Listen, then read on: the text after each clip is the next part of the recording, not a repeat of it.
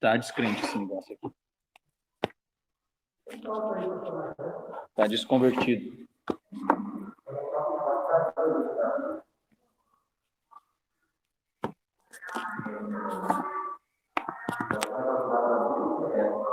E dá certo. Bom, então nós vamos iniciar aí o Geografia Bíblica. Nós temos aí as questões iniciais, fundamentos iniciais para esta aula. Dentro desse contexto, eu não sei se vocês se lembram de uma anotação que eu passei para vocês acerca de Noé, né? Que tudo isso que nós vivemos hoje, toda essa geração que nós temos hoje, ela partiu de Noé, né? Então, teve o primeiro pai, que foi Adão, e de Adão disseminou as famílias da terra, né? E aí o Senhor destruiu nas águas do dilúvio, certo? Posteriormente, o Senhor chama o Noé ali como um homem justo em seu tempo e vai proliferar novamente a humanidade. Então, dele nós tivemos ali os 3 filhos, né? Teve Sem, Cã e Jafé. Desses 3 filhos é que se originou toda a geração humana que hoje nós temos, e assim também o contexto de raças, né? É claro que Deus não criou ninguém com raça, né? Deus não criou ninguém louro, Deus não criou ninguém negro, Deus não criou ninguém amarelo, Deus não criou ninguém pardo, Deus criou todos os homens de igual forma, né? Mas o que é que aconteceu, então, para que isso se manifestasse, né? E dentro de toda essa problemática, nós temos aí alguns que propõem que a maldição que foi posta tanto em Adão, da parte de Deus, né, que Deus colocou um sinal na sua testa, alguns propõem que foi uma mancha negra que Deus pôs na testa de Caim, e quem visse Caim, então, mataria, e essa mancha, com o passar do tempo e as gerações, ela foi se aumentando, e tendo ela se aumentado, né, chegou até a pessoa que teve o corpo negro por completo. E assim nós vamos ter a manifestação a partir do Caim, e a ratificação dentro do Cã. E aí, sendo assim, Cã, que era já justamente desta origem, ele vai ser ratificado literalmente agora como o maldito de todas as gerações.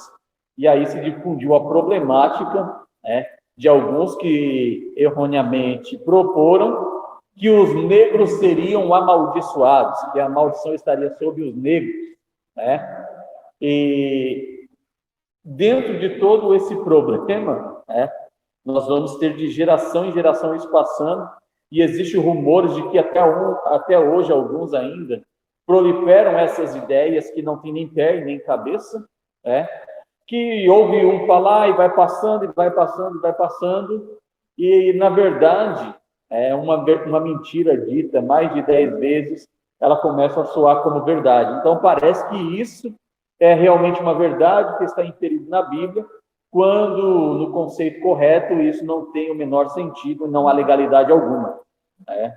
E eu falei até aos irmãos dentro do sentido dos territórios que foram distribuídos quando eles saíram da arca, e o Sem, que era o mais novo até então na casa paternal, ele era o mais moço, o caçula, o primogênito era o Cã, que procedeu erroneamente para com o pai e perdeu ali a sua primogenitura, perdeu seu direito de primogenitura, e o Sem acabou conquistando esse direito.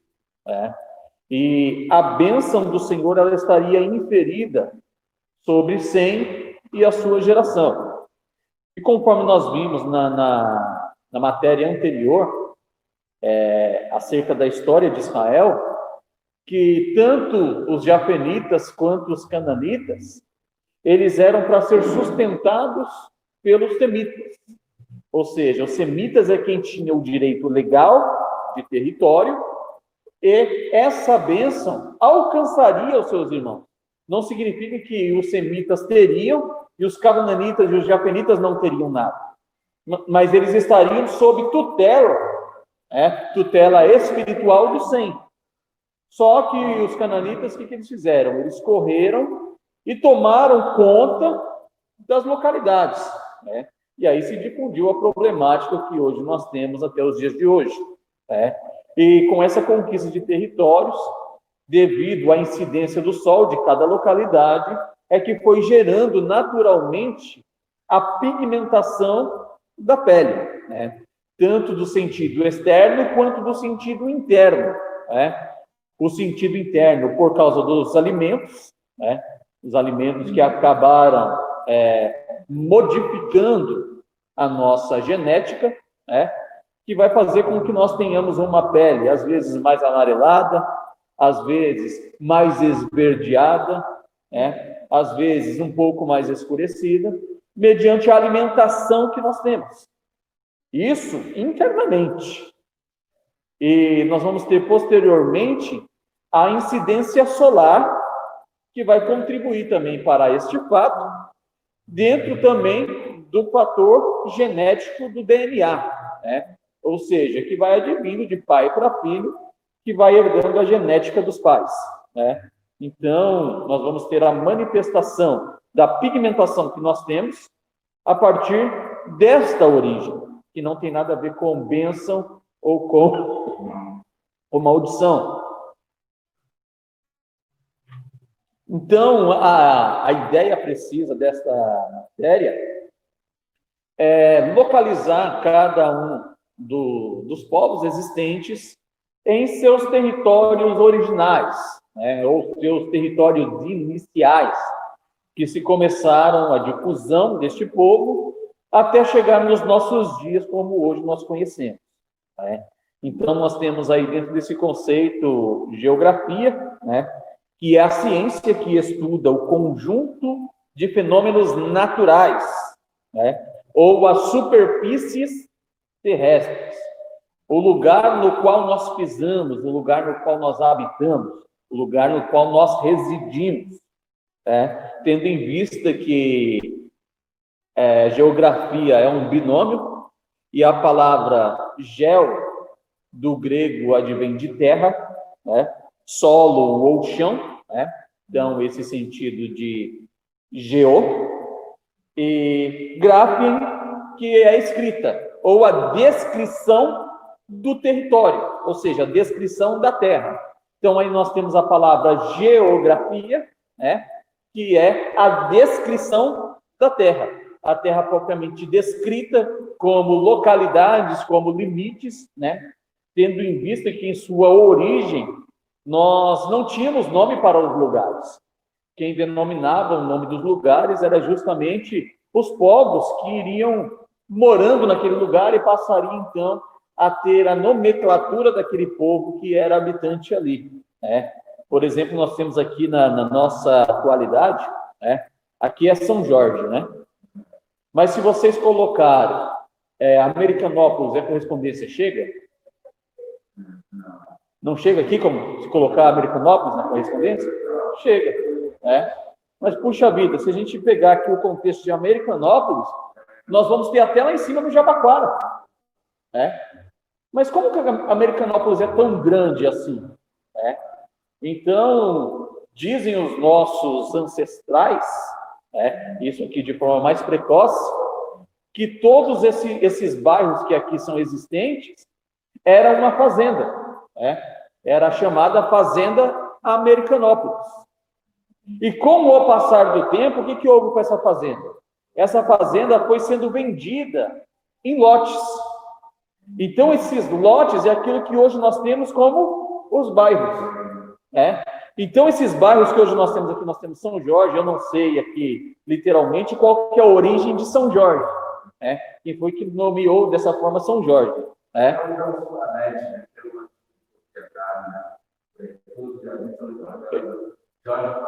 Jorge Palete. Então, E é como Joaniza, por exemplo, que era também uma fazenda, que era da dona Nilza e o seu João, né? Que aí juntou o nome de João e Nilza, né? E ficou Joaniza, né? Então, dentro desse sentido topográfico, dentro desse sentido do solo em si, ele vai ser denominado, ele vai ser ratificado a partir dos seus habitantes, né? Não foi Deus quem separou dessa forma, mas o homem foi conquistando terras e promovendo assim limites, né? Então, dentro desses limites é que se deu origem a todo esse sentido geográfico que hoje nós conhecemos, né? A conquista do mundo que hoje se existe até a chegada daquilo que nós conhecemos, né? E aí nós vamos ratificar agora como propriedades, né? Então, hoje nós temos aqui a propriedade, se nós fôssemos nomear agora, nós nomearíamos a nossa casa, né? O terreno que nós temos teria ali, em tese, teria o nosso nome, né? Tendo em vista que no passado não era simplesmente um pequeno lote, mas sim uma grande extensão de terra, né? Que foi se dando origem justamente dessa forma, né? Então, a nossa introdução, ela diz o seguinte aí, na página 97. Não sei se alguém perguntará se há necessidade de estudar a geografia das terras da Bíblia. Evidentemente que o estudo geográfico é importante para os jovens pregadores, professores de escolas bíblicas dominicais, líderes em geral. Por quê? Pelo fato de ser uma matéria que traça um pano de fundo tanto para outras disciplinas como para suas mensagens.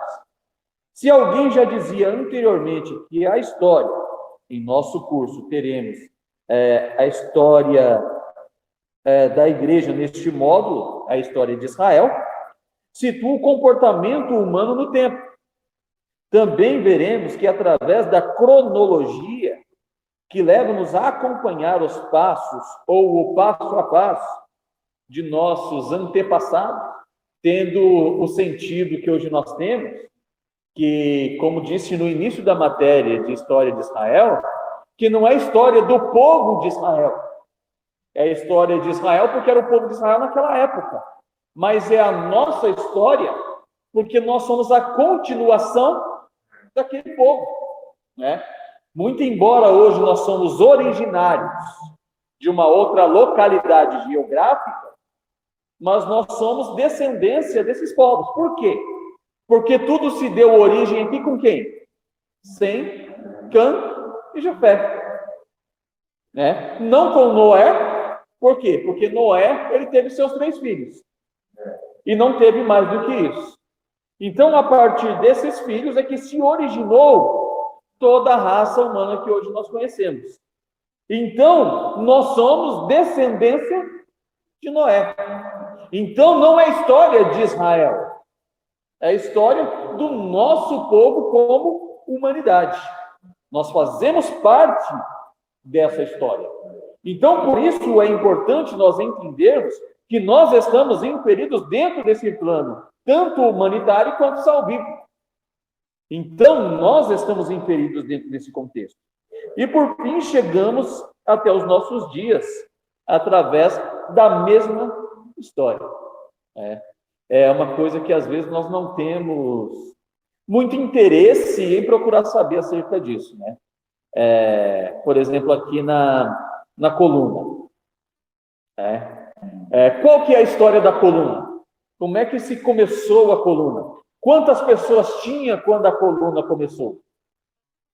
Aonde que o pastor Mário aceitou Jesus?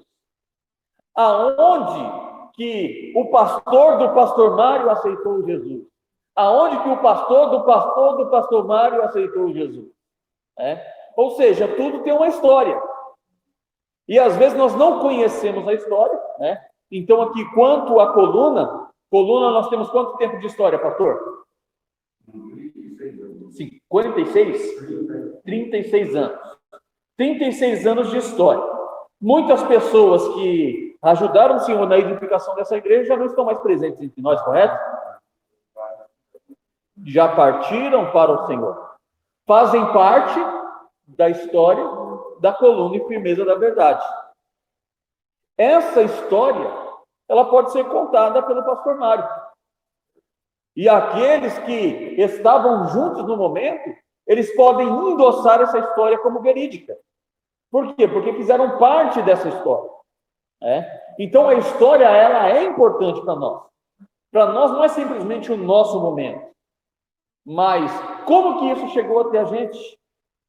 Porque via isso chegou até a gente. Então, isso para nós é de suprema importância. Eu estava, uma certa vez, conversando com o Rabino, e ele disse, até disse para vocês isso uma certa vez, que nós, cristãos, para os judeus nazarenos, para eles, nós somos da tribo de Josué, nós somos da tribo de Efraim, porque vejam só uma coisa, e se nós pegarmos até dentro do conceito bíblico, as histórias elas se repetem, as histórias elas vão se repetir, justamente por quê? Porque são homens em tempos.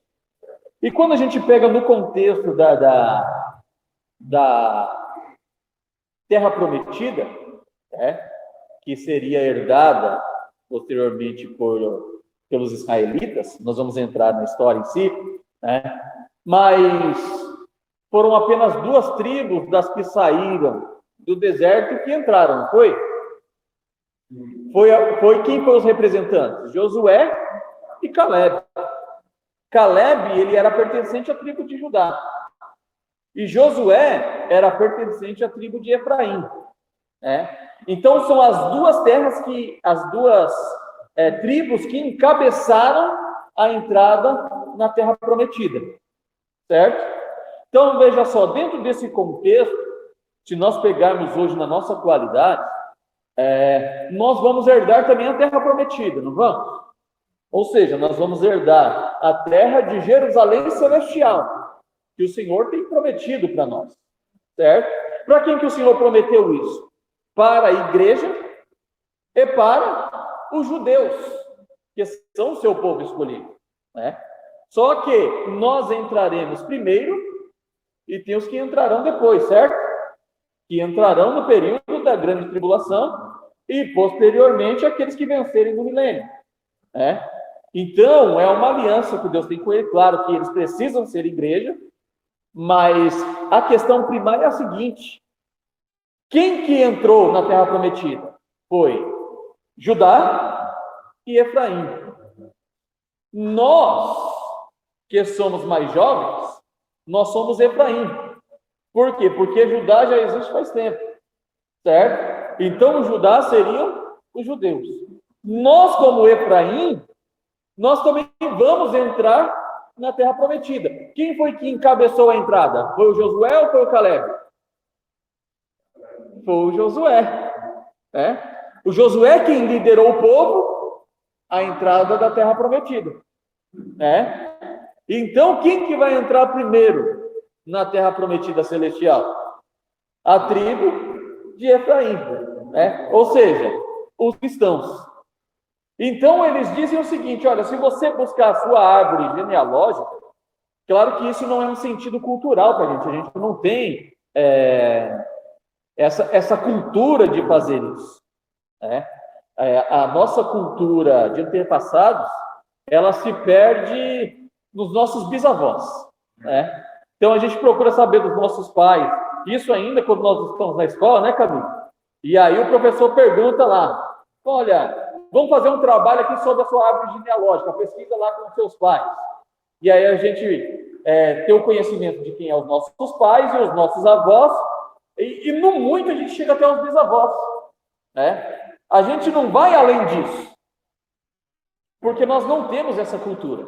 Mas se nós buscarmos a origem, até mesmo dentro do contexto do seu sobrenome, muitos sobrenomes brasileiros aqui, como o meu, por exemplo, Mendes, Mendes é um sobrenome que adveio de dentro do conceito judaico.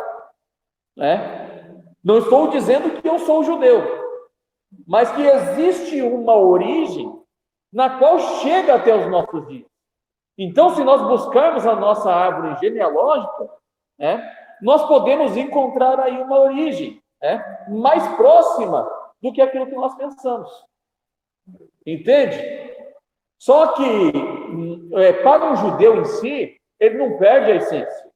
Então, ele sabe que ele é filho de Abraão, que é filho de Isaac, que é filho de Jacó, e ele tem toda a linhagem dele na ponta da língua.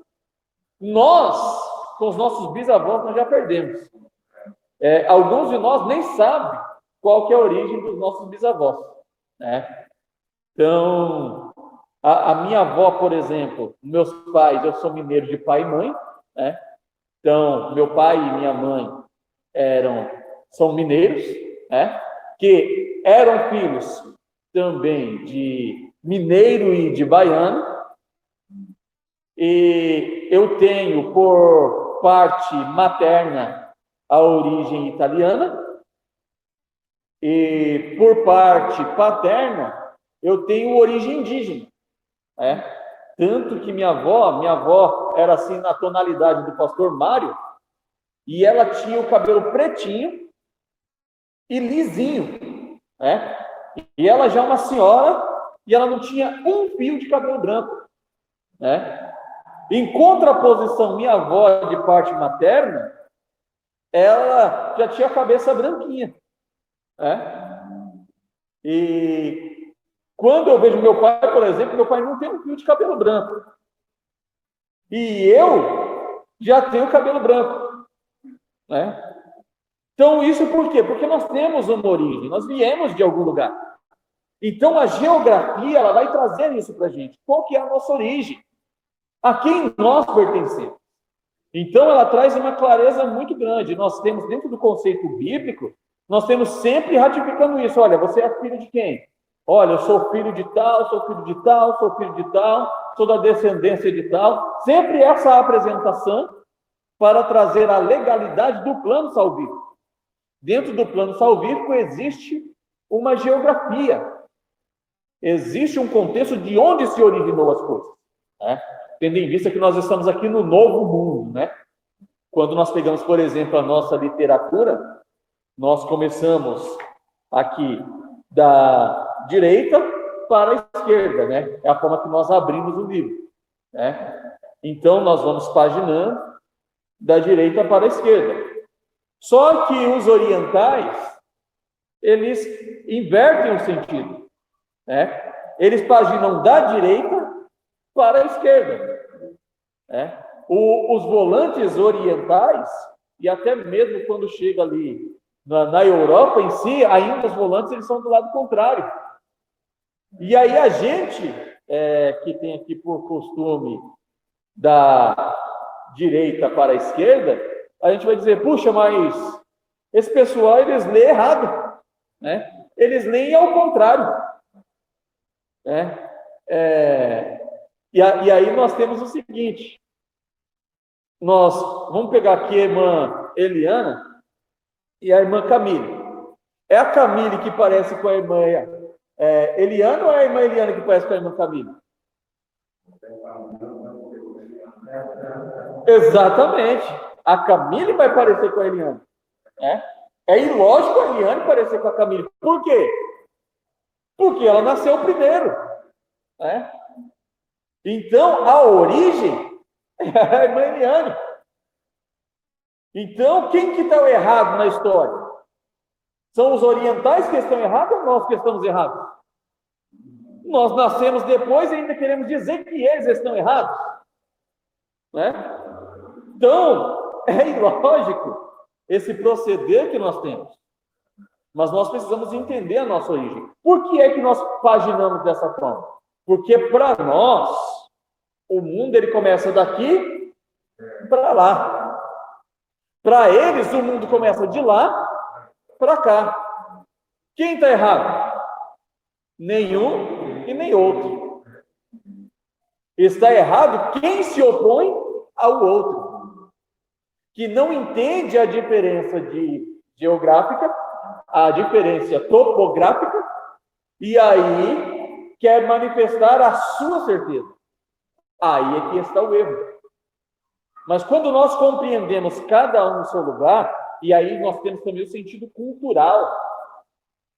Ou seja, quando nós entramos na Bíblia, por exemplo, a Bíblia, ela trata de cultura, mas cultura em sentido contemporâneo, condizente a ela. Ou seja, quando nós pegamos lá no conceito de Adão, qual que era a veste de Adão? Adão se coseu, né? Ele se cobriu com folhas de figueira, né? E o Senhor colocou para ele uma veste de animal. Então, eles tinham uma forma de vestir. Com o passar do tempo e o sentido científico, foi se modificando as situações. E aí o Senhor vai mandar que se faça uma veste sacerdotal e ele vai passar todos os tecidos que tem que ser usados. Deus não poderia ter mandado fazer uma veste de animal? Poderia, mas o tempo era outro. Deus respeitou a cultura contemporânea. Quando vai se passando o tempo, a cultura ela vai se diversificando a partir da ciência. E aí vai se modificando. Hoje nós temos aí a manifestação cultural em cada localidade, né? Aqui no Brasil, por exemplo, nós temos um estilo de investimento, certo? E na Escócia nós temos outro tipo de investimento. Lá em Israel nós temos um outro tipo de investimento, né? Então veja só, quando nós entramos nesse conceito que o pessoal chama de usos e costumes, né? Aí tem pastor que fala, não, eu não falo de uso e costume. Mas tem que falar, tem que entender o que é o quê. Faz parte, senão está perdido. Tendo em vista que a Bíblia ela não fala de saia e a Bíblia não fala de calça, como é que eu vou ratificar uma doutrina local se eu não compreendo isso? Aí, aqui no Brasil, né, nós temos aqui uma cultura. E aí, nós temos aqui uma doutrina eclesiástica de que a mulher ela deve trajar-se com saia ou vestido para vir ao culto. Certo? Mas aí, se eu for indagado, falar, mas está escrito isso na Bíblia? Não está. E aí eu arrumo um problema. Por quê? Porque eu não sei qual é a origem. Eu não conheço o contexto cultural. Então, cada localidade tem ali a sua cultura. Se assim for, mas a Bíblia diz que não é para colocar a veste de homem em mulher e de mulher em homem. Então, tá bom. Se nós formos pelo contexto bíblico, literal, ao pé da letra, todos nós deveríamos usar vestido, que era o que Jesus usava. Jesus usava túnica. E a mulher também usava túnica. E aí? Como é que fica o negócio? Porém, existia diferenças de veste de homem e veste de mulher.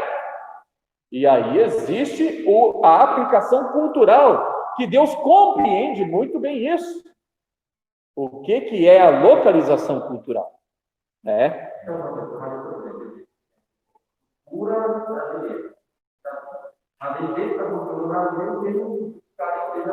Exatamente. E aí eu preciso fazer uma separação de o que é doutrina bíblica, certo? Doutrina bíblica é salvação, pecado, Espírito Santo, Trindade. Isso são doutrinas bíblicas. Vestimenta não é doutrina bíblica, muito embora ela está ratificada dentro da doutrina da salvação, que é proposta dentro da santidade, certo?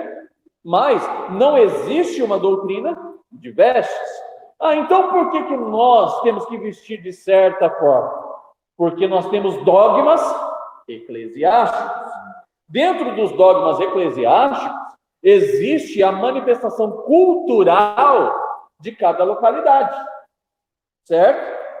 Ou seja, quando tiver uma oportunidade, Se Deus permitir, na próxima oportunidade que eu tiver aqui, se o pastor assim me permitir, porque também eu não quero escandalizar, eu vou usar um paletó chinês. O senhor me permite? Então, quando eu vier, eu explico o que eu estou fazendo, Porque também, senão eu não entende nada, Eu comprei justamente para utilizarmos nos cultos de missões, para trazer esse sentido cultural aos irmãos, Então, nos cultos de missões, quando eu era secretário de missões, a gente tinha por princípio de utilizar vestes nacionais de lugares. Claro que nada que trouxesse algum escândalo, Por exemplo, nós não nos vestiríamos de forma alguma no contexto, por exemplo, da Escócia, Eu não vou vir ao culto de kilt, Não vou vir ao culto de saia, Então, algo que não fira os nossos princípios, Eu preciso estar bem vestido, para não causar escândalo. Então, dentro desse contexto, nós temos o que? Os dogmas eclesiásticos. Então, os dogmas eclesiásticos significa que cada casa, ela tem uma regra. Por exemplo, se eu vou à casa do Adelino, na casa do Adelino, o Adelino pede para mim, olha, por favor, tire os sapatos na entrada. E aí, se eu vou entrar na casa do Adelino, o que eu tenho que fazer? Eu tenho que tirar o sapato. E aí eu vou na casa do irmão José, e na casa do irmão José eu já vou com a cabeça na casa do Adelino. E aí eu chego lá, eu já vou tirando o calçado. Ele fala, não, irmão, não precisa não. Pode entrar assim mesmo. Quem que está errado? Ninguém. Por quê? Cada casa tem a sua regra. Ele tem os porquês de se entrar dessa forma na casa dele, e ele tem os porquês de se entrar na casa dele dessa forma. Mas a regra, ela é interna, é um dogma da casa dele. Então, dentro disso, nós temos ministérios. E cada ministério, ele tem o seu dogma, ele tem o seu princípio.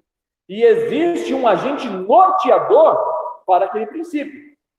O que nós não podemos é confundir doutrina com dogma eclesiástico.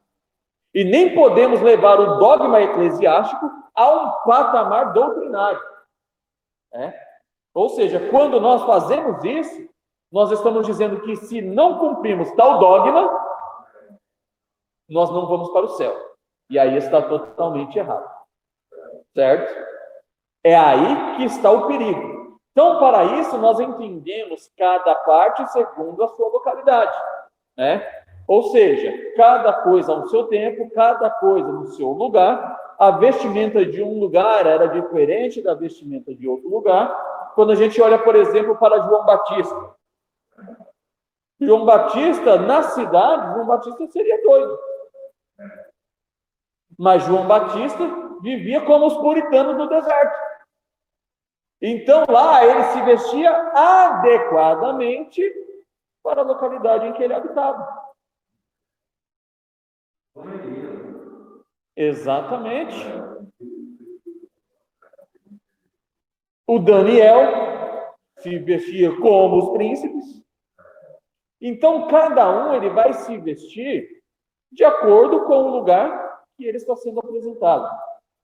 E isso é dentro do contexto geográfico. Ela é mista?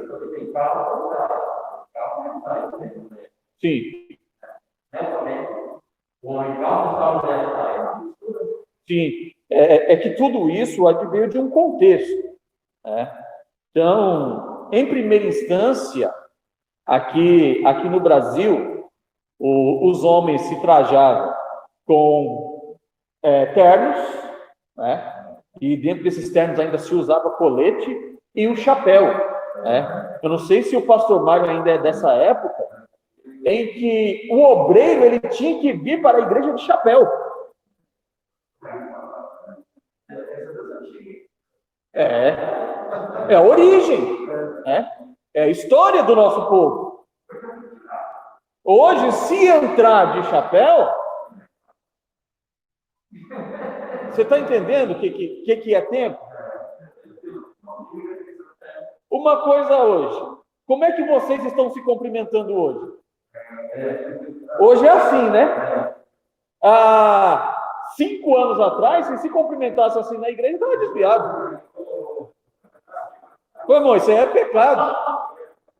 Não é verdade?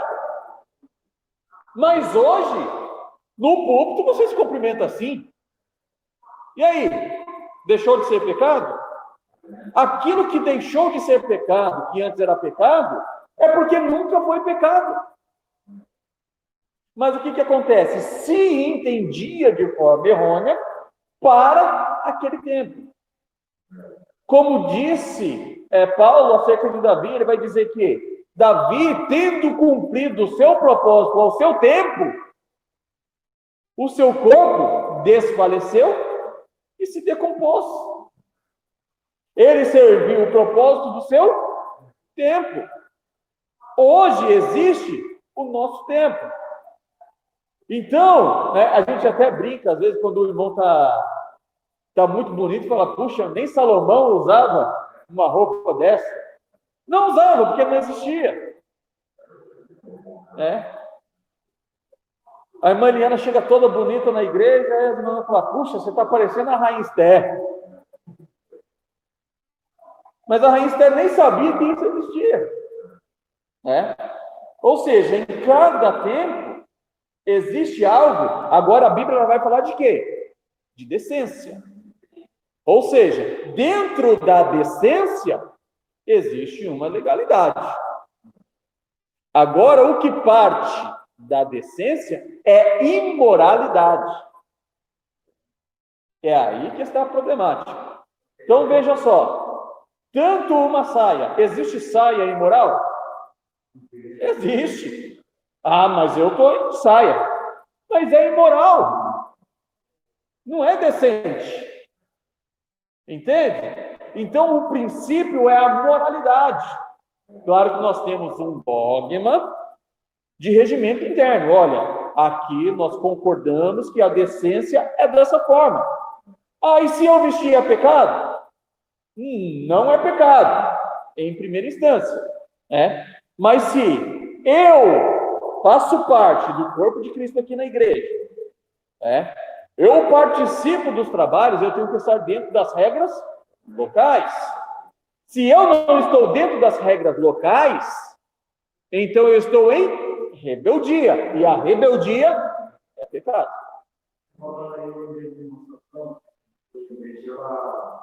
Pegar um serviço de comício, para trabalhar na reitoria. E aí a gente ela levava a gente para fazer esse comício, E aí ela levou a gente para um comício na Assembleia Legislativa. E ninguém sabia, porque ele deu tudo na hora de short. O menino, era uma época. E só foi eu e mais um primo de casa, e as primas que ela saia. Quando chegou lá para entrar na Assembleia, eles deixaram de deixar. Só entrou a gente pela de calça, porque a regra da Assembleia só pode entrar de calça. Exatamente. É uma regra.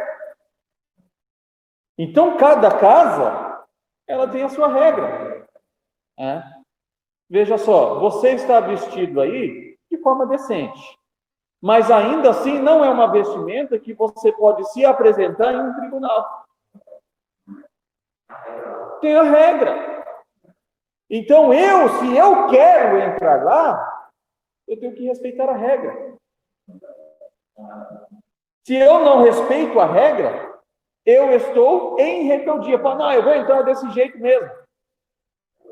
É rebeldia.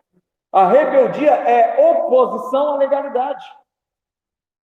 Se eu não quero estar dentro desse contexto, eu estou sendo rebelde. Ponto. E a rebeldia para Deus é pecado. Então, eu preciso entender o sentido originário da coisa para que eu venha a ter uma mentalidade correta das coisas. Ou seja, não é porque eu uso saia que eu vou usar a saia que for. Não, existe o padrão de decência. Não, então se eu uso calça, eu vou usar a calça que for. Não, existe o padrão de decência, existe o padrão de moralidade. Exatamente. Se eu não entendo isso, eu estou totalmente fora do contexto. Então, como dizia, no Brasil, por exemplo, os homens vestiam dessa forma. As mulheres, elas usavam vestidos compridos até o pé e ainda por baixo se usava combinação. E ainda tinha um negócio que as mulheres vestiam que se amarrava aqui, Vocês já viram em filmes épicos, por exemplo, que tinha aqueles cadastros nas costas que amarrava lá e tinha que usar daquela forma. Hoje em dia, já não se usa mais dessa forma. Então, veja só, o tempo foi se passando, a situação foi se modificando e foi se adequando a tempos. Claro que existe e sempre vai existir o padrão de moralidade. Porque isso é um padrão divino. As vestes, elas podem mudar com o passar do tempo. Mas a moralidade, ela permanece. Por quê? Porque é junto com o eterno.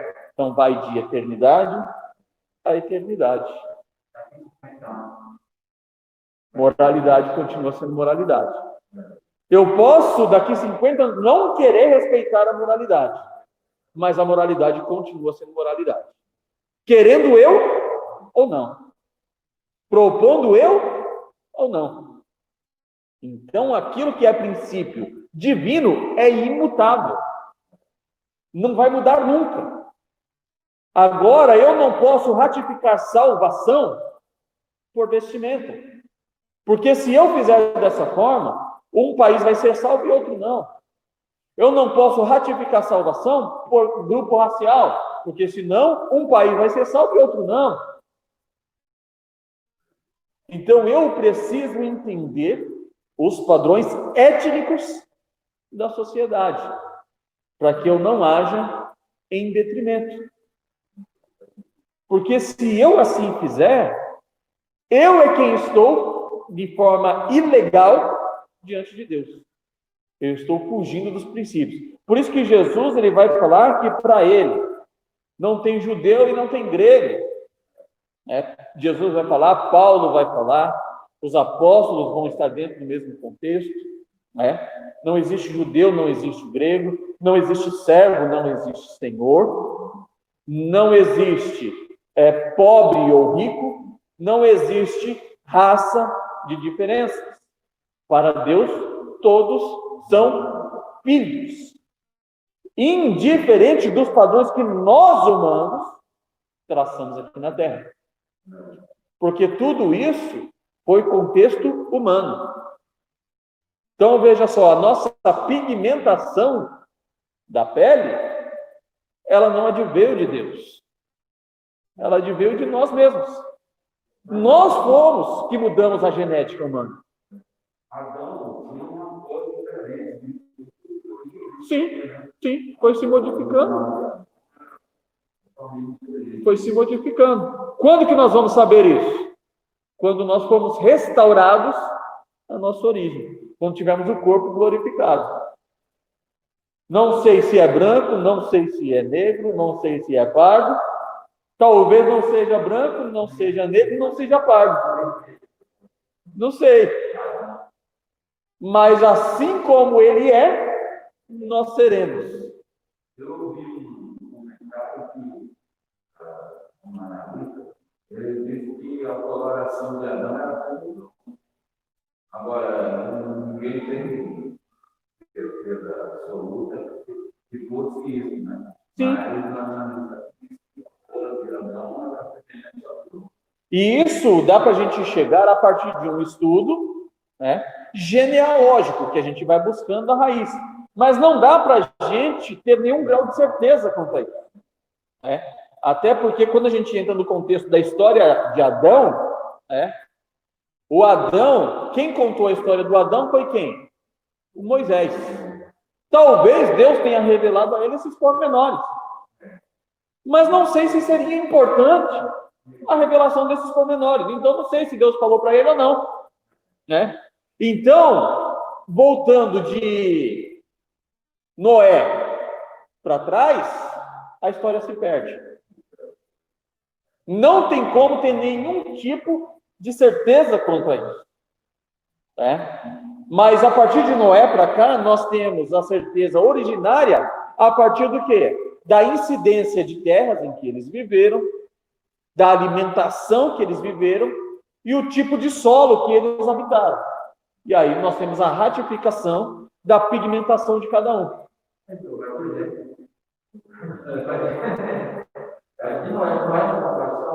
Hã? Se Noé contou? Se ele contou? Contou.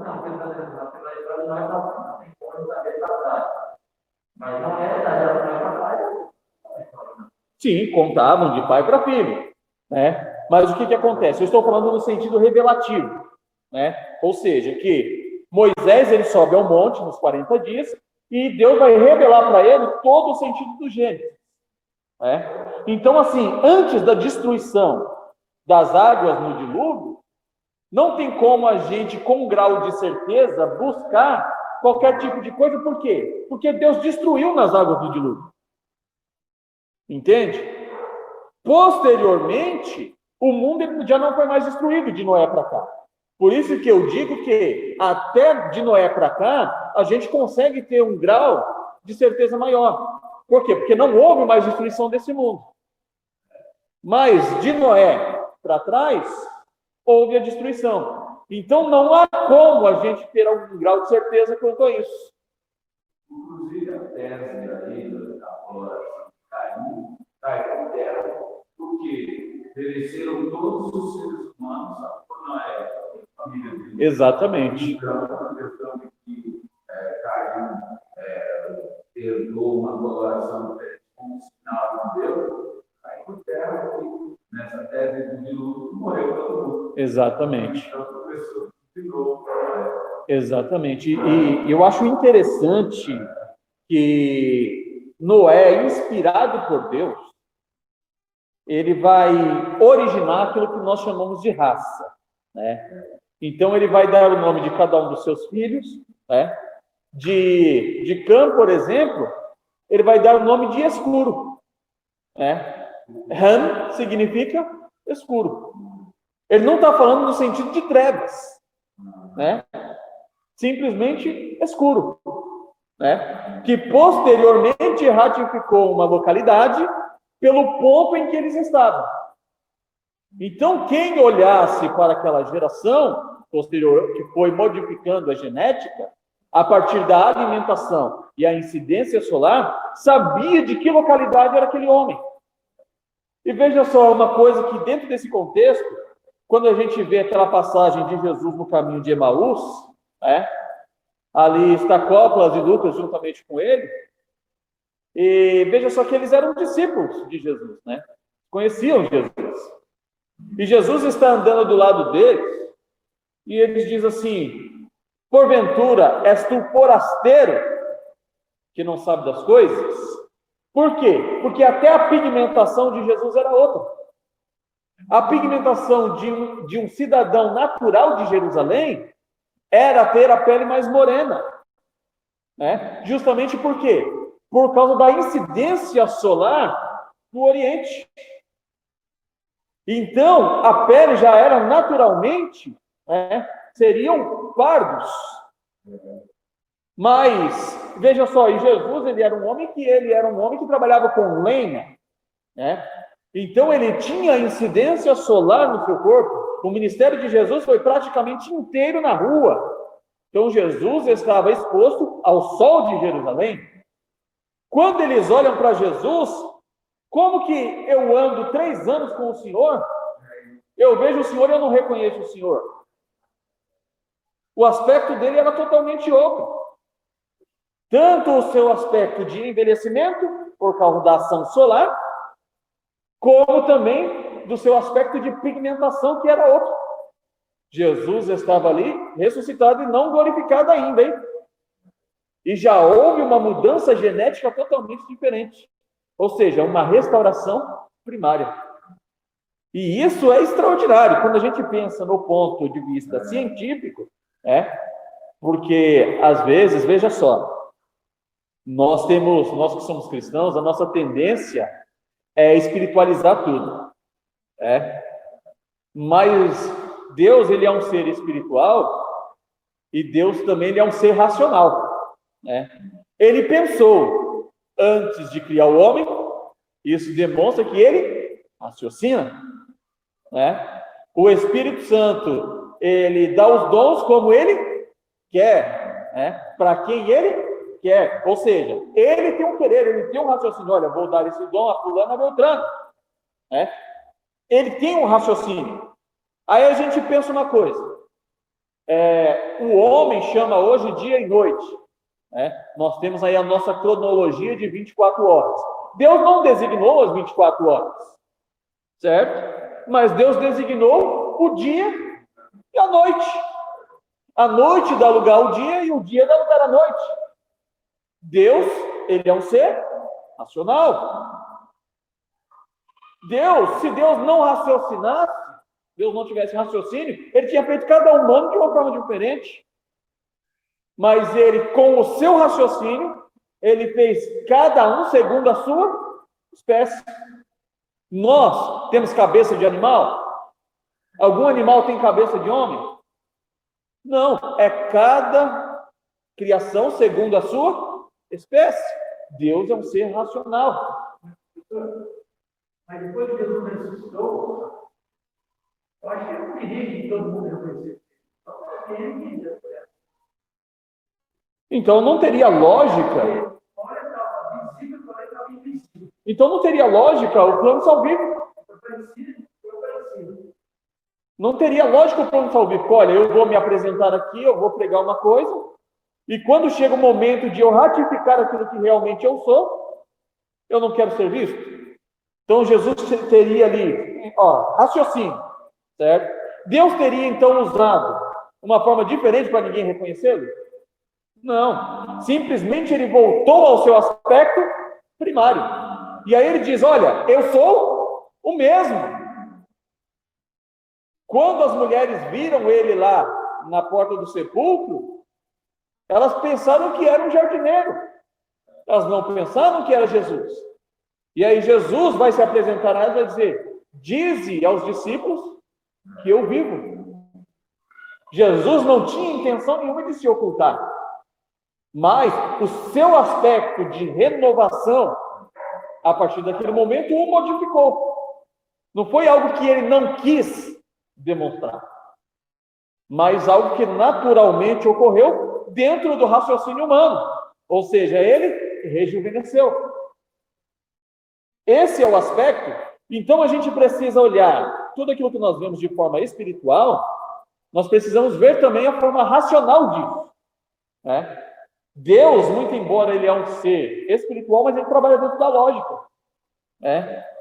Deus, ele diz para o Joel, olha, você para mim é um pastor, certo? Joel tem 10 anos. Joel é pastor com 10 anos? Não.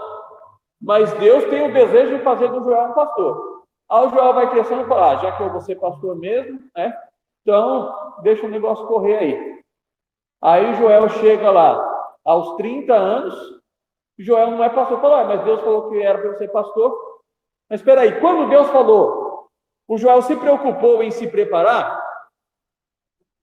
Joel se preocupou em orar, em ler a palavra, em estudar a palavra? Deus, ele só vai fazer dentro da esfera humana. Deus, ele é condicional à nossa lógica. Jesus era Deus? Sim ou não? Sim. Quando que Jesus começou o ministério dele? Com quantos anos? 30 anos. Mas espera aí, Jesus levou 30 anos para começar o ministério? Se Jesus tivesse começado antes, não teria feito muito mais coisa? E por que Jesus não começou o ministério antes? Porque existia uma lei. Porque ele nasceu antes. Ele começou 6 meses antes. 6 meses antes. Não, senhor, quem falou isso? Quem te ensinou isso? Eu não fui. João Batista começou o seu ministério aos 30 anos. Ele começou antes de Jesus, porque ele era 6 meses mais velho que Jesus. Começou 6 meses só. 6 meses antes. Exatamente. Quem falou que João Batista começou com 16 anos? Mas existe a ratificação da legalidade. Existe a legalidade. Se Deus não respeita a lei humana, ele deixa de ser Deus. E aquele que ele enviou estaria em legalidade. Jesus não pregou para doutores nenhum. Veja só o que aconteceu. Eu já falei isso. Jesus, ele frequentava a sinagoga, aprendendo a ler e escrever. Jesus cresceu na escola da sinagoga. Todo garoto judeu, pela lei judaica, ao completar 12 anos de idade, todos, ao completar 12 anos de idade, ele está na idade do Bar Mitzvah, o filho do mandamento. Então, aos 12 anos, ele tem a oportunidade de se expressar na sinagoga. A diferença de Jesus é que quando Jesus manifestou o que todos os garotos de 12 anos manifestavam, era que as palavras de Jesus tinham mais autoridade do que a dos doutores. Essa é a diferença. Não é que Jesus, 12 anos, Jesus falou, hoje quem vai pregar aqui sou eu. Não. Jesus estava dentro da legalidade. Foi inferido a oportunidade a ele, porque ele estava dentro da idade. Sim. Em graça e conhecimento. Crescendo em graça e conhecimento. Sim, porque ele era sem pecado, ele precisava cumprir o plano legal. Mas Jesus, em momento algum, desrespeitou as leis humanas. Todos aqueles que foram inferidos na obra de Deus, respeitaram as leis humanas. Porque senão seria ilegítimo diante de Deus. Deus, ele respeita a nossa lógica. Deus respeita a nossa lógica. Deus respeita cada um de nós. E ele age nas nossas vidas dentro desse princípio. O mais novo era 1 ano a menos que Jesus.